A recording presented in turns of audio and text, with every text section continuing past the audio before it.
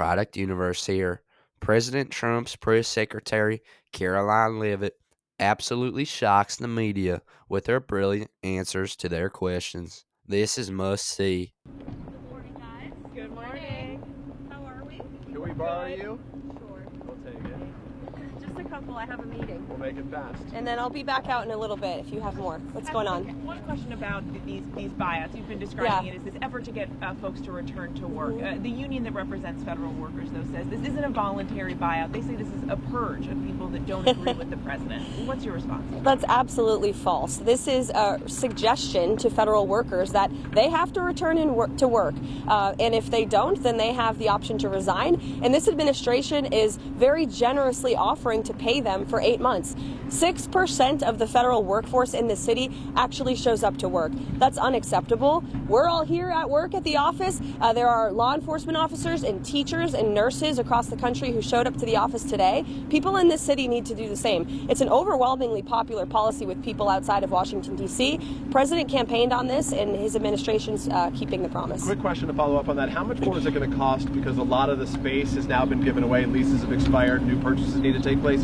What will it cost to bring all those workers back to create the new offices they need? It's going to save tens of millions of dollars because this government has been wasting millions of dollars on empty office space. That is beautiful. I mean, look at the buildings in this city. They're gorgeous. They've been here for decades, and the American people are paying for them. And so we're going to make good use of the office space in this city by having these federal workers return to work. I would also add that the order simply directs federal agencies to come up with a return to work plan. And so this isn't a purge, and this isn't forcing every single individual in Washington, D.C. to return to work, only if they are able and, of course, within the law. One more quick one, if I can, about the defense secretary right now. We heard that Pete Hegseth has now taken away the security protections that General Mark Milley has.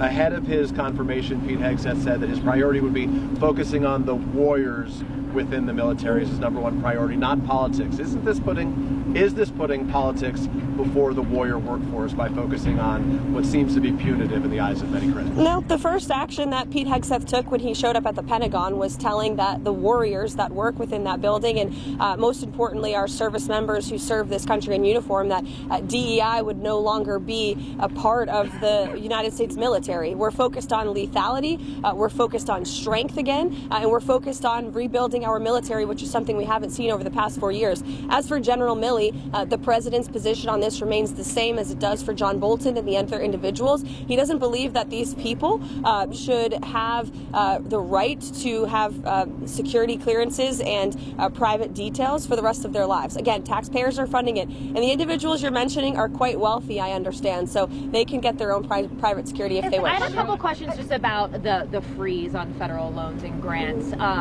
What will the report and review process look like when it goes to OMB for review? And also, now that a federal judge has temporarily blocked it, what are the plans moving forward on that? Because it seems like that Q&A memo that was released yesterday as well was trying to kind of explain a lot of the widespread confusion that a lot of these different organizations who rely on that funding had. So I'm just on both of those questions. Yeah, well, that's why the Q&A was released, so that there is no confusion. There's no confusion within this building. I know there is, again, a lot amongst the media and those who don't seem to just be able to read a memo and take it for what it is. It's very clear. This is a temporary pause on federal funding to ensure that tax dollars are not funding things that this president has signed out of law. So the Green New Deal, DEI, etc. As I said repeatedly yesterday, and I would like to double down on the fact that Social Security, Medicare, Medicaid, which I'd like to be clear on that today, welfare benefits, individual assistance, food stamps, etc. will not be impacted. So the American people should not be confused about this. And in fact, they should be grateful that this administration is actually valuing their hard-earned tax dollars. Well, what about the federal, what is the response, though, to the federal judge who's temporarily blocked this? That's expected to play out in court on Monday. What are your guys' plans regarding that? And also, just going back to the review process, what does that look like? Everything this administration does is within the confines of the law, and so we're prepared to fight this battle in court. Karoline Leavitt totally shocked those reporters with her smart answers. Smart, common sense, simple answers, which weren't so simple and common sense in the last administration. This is such a breath of fresh air to hear such common sense answers, like government workers actually going to work. Everyone can agree that government workers should go to work and do their job. They aren't paid to sit on the couch. They are paid to do an honest job, not to do nothing. How can only 6% of the federal workforce in Washington, D.C. actually show up to work?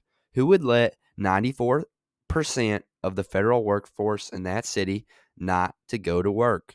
A fool would. And Donald Trump and his administration are not fools. That's why the precedent of the last 4 years of Joe Biden and not showing up to work if you're a federal worker is over, and it is now not okay. This is a great policy by President Trump. Getting the federal workforce back to work is a no brainer that everyone can support, as it is not 2020 anymore.